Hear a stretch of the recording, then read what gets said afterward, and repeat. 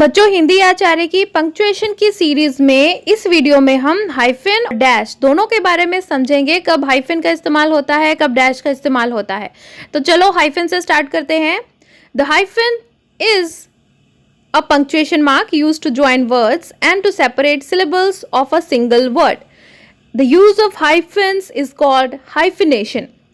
तो जो हाइफन का जो मार्क होता है ये एक पंक्चुएशन मार्क है जो कि वर्ड्स को ज्वाइन करता है और कई बार सिलेबल्स को भी सेपरेट कर सकता है। एक सिंगल वर्ड के अंदर जो अक्षर हैं उनको भी अलग अलग करने के लिए कई बार हम हाइफन का इस्तेमाल करते हैं और इसे हाइफिनेशन कहते हैं।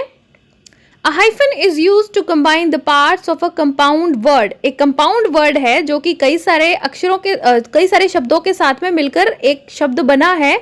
उसको अलग अलग लिखने के लिए शब्द एक ही है लेकिन उसके कई सारे भाग हैं, उन सबको जोड़ा गया है। तो जोड़ा कैसे है? हाइफन के साथ। कैसे? Commander in chief, father in law, lady in waiting. तो ये कंपाउंड वर्ड्स हैं, ये जुड़े हुए वर्ड्स हैं। तो इनको जोड़ा कैसे गया? हाइफन के साथ में हमने इनको जोड़ा है। अब बात करेंगे बच्चों डैश की। तो जो डैश होता है वो भी एक तरह का पंक्चुएशन मार्क ही है जो कि देखने में हाइफन की तरह ही लगता है और माइनस साइन की तरह भी ये देखने में लग सकता है कईयों को।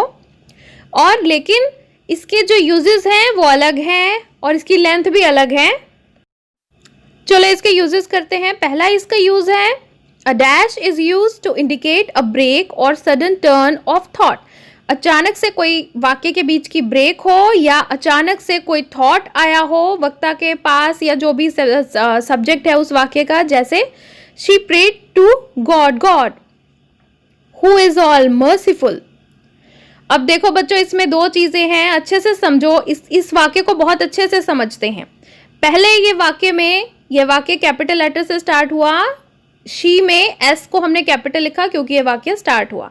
इसके साथ ही गॉड का जी कैपिटल में लिखा क्योंकि हम भगवान के बारे में बात कर रहे हैं। बीच में हमने डैश का इस्तेमाल किया क्योंकि उसको दोबारा गॉड को लिखेंगे और ये एक तरह का इमोशन है, कुछ सोच है, वाक्य के अंदर कुछ सोच चल रही हो या अचानक से कोई चीज हो रही हो तो बीच में जो ब्रेक लेते हैं तो वो हम डैश के साथ लेते हैं। Who is all merciful. अभी हमने कैपिटल लेटर्स वाले वीडियो में पढ़ा था कि भगवान के लिए कोई भी नाम इस्तेमाल होगा या भगवान के लिए कोई सर्वनाम इस्तेमाल होगा, प्रोनाउन इस्तेमाल होगा या फिर एडजेक्टिव इस्तेमाल होगा।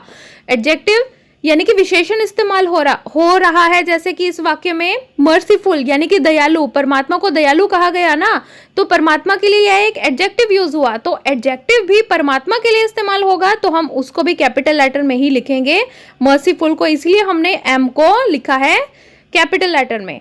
तो साथ में कैपिटल लेटर्स भी समझ गए और इसके साथ में डैश का इस्तेमाल भी समझ गए। अब और यूजेस देखते हैं डैश के। टू मार्क अ पैरेंथेसिस और small sentence two dashes are used. जैसे कि he is between you and me a crooked man. बच्चों कई बार हम वाक्य के बीच में जो एक पॉज लेते हैं उस पॉज में हम कुछ समझाते हैं, उस वाक्य से संबंधित कोई चीज को समझाते हैं, फिर दोबारा से उसी चीज के बारे में बात करते हैं, तब भी हम डैश का इस्तेमाल करते हैं। जैसे कि इस एग्जाम्पल में ही is between you and me a crooked man. वह है तुम्हारे और मेरे बीच में ही यह बात रहे कि बहुत ही बुरा इंसान है वह। तो यह जो बिटवीन यू एंड मी कहा गया ये हमने डैश के बीच में इस्तेमाल किया क्योंकि हम बात कहना क्या चाहते हैं बीच में, उससे पहले हम बीच में कुछ जोड़ना चाहते हैं तो उसका इस्तेमाल हमने डैश करके किया। और देखिए उदाहरण, even at this age because of the influence of the environment he has started taking interest in music. इस उम्र में भी एनवायरमेंट के इन्फ्लुएंस की वजह से उसने म्यूजिक में इंटरेस्ट लेना शुरू कर दिया है। तो समझ गए बच्चों डैश का यहाँ पर प्रयोग। और to show words in apposition और to mark off an explanation. तो we who have assembled here promise our full support to you। तो जब हम बीच में एक एक्सप्लेनेशन दे रहे हैं सेंटेंस के अंदर तब भी हम डैश का इस्तेमाल करेंगे। जैसे कि हम जो यहाँ पर इकट्ठे हुए हैं आपको प्रॉमिस करते हैं पूरी सपोर्ट अपनी। दूसरा उदाहरण, Ravi the youngest boy in the class has topped the list. Ravi जो कि सबसे कम उम्र का लड़का है क्लास की, वह लिस्ट में टॉप पर है। तो आप समझ गए, इस यहाँ पर डैश का इस्तेमाल हो रहा है जब टू एक्सप्लेनेशन को मार्क ऑफ करने के लिए। और भी कई इस्तेमाल हैं डैश के बच्चों। मैथमेटिक्स में इस्तेमाल ये माइनस साइन की तरह होता है, लेकिन क्योंकि हम इंग्लिश ग्रामर को पढ़ रहे हैं, अब हमने डैश को समझ लिया है और हाइफन को समझ लिया है। दोनों एक जैसे ही दिखते हैं, साइज का थोड़ा फर्क है, लेकिन दोनों का यूज करने के जो तरीके हैं वो बिल्कुल अलग हैं। दोनों के रूल्स हमने अच्छे से पढ़ लिए हैं। आशा करती हूँ आपको अच्छे से समझ में आ गया होगा।